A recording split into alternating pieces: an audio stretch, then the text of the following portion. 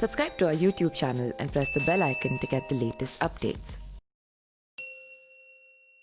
महाभारत के युद्ध के बारे में सभी जानते हैं। इतिहास में ये ऐसा संग्राम था जिसमें उस समय धरती के सभी वीर योद्धाओं ने भाग लिया। लड़ाई धर्म और अधर्म की थी, लेकिन धर्म की स्थापना के लिए उसके बाद भी बहुत संघर्ष करना पड़ा,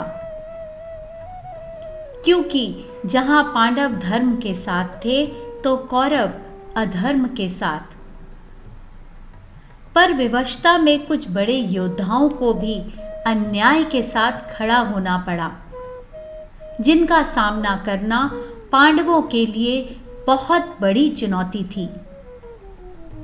यहां बात उस योद्धा की है जिसने सबको महाबली बनाया, पर आखिर उसे इतना पराक्रमी किसने बनाया?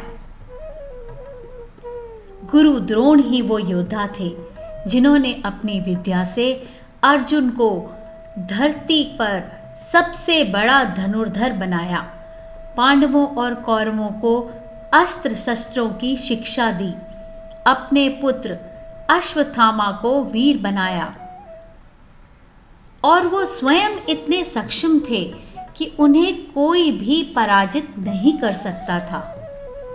पितामह भीष्म के बाद कौरवों की तरफ से सेनापति बने थे और उनके बाद गुरु द्रोण कौरवों के सेनापति बने और युद्ध भूमि में उनके चलाए हुए अस्त्रों से हाहाकार मच गया।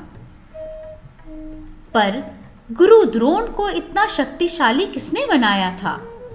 दरअसल गुरु द्रोण के पास बहुत बड़ी संख्या में दिव्यास्त्र थे, जिनका सामना करने की क्षमता किसी में भी नहीं थी।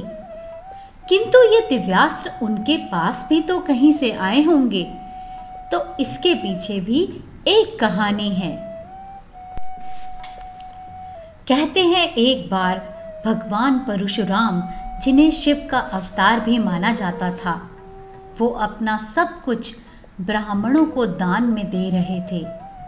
गुरु द्रोण को भी देवताओं के गुरु बृहस्पति का अंश अवतार कहा जाता है। कहते हैं एक बार भगवान परशुराम, जिन्हें शिव का अवतार भी माना जाता था, वो अपना सब कुछ ब्राह्मणों को दान में दे रहे थे। गुरु द्रोण को भी देवताओं के गुरु बृहस्पति का अंश अवतार कहा जाता था और वो महर्षि भारद्वाज के पुत्र थे। जब उन्होंने महर्षि परशुराम को अपना परिचय दिया तो महर्षि परशुराम बहुत प्रसन्न हुए। उसके बाद गुरु द्रोण ने उनसे सभी दिव्यास्त्र मांग लिए।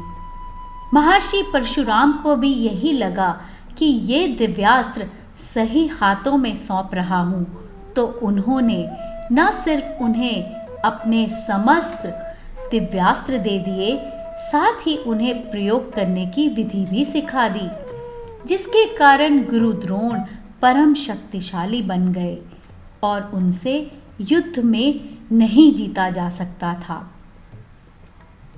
पांडवों की योजना के अनुसार रणभूमि में अश्वत्थामा की मृत्यु के झूठ को सत्य मानकर गुरु द्रोण ने अपने अस्त्र शस्त्र नीचे रख दिए और तभी महाराज द्रुपद के पुत्र धृष्टद्युम्न ने अपने पिता की मौत का प्रतिशोध लेते हुए गुरु द्रोण का वध कर दिया और एक महान योद्धा का दुखदाई अंत हो गया।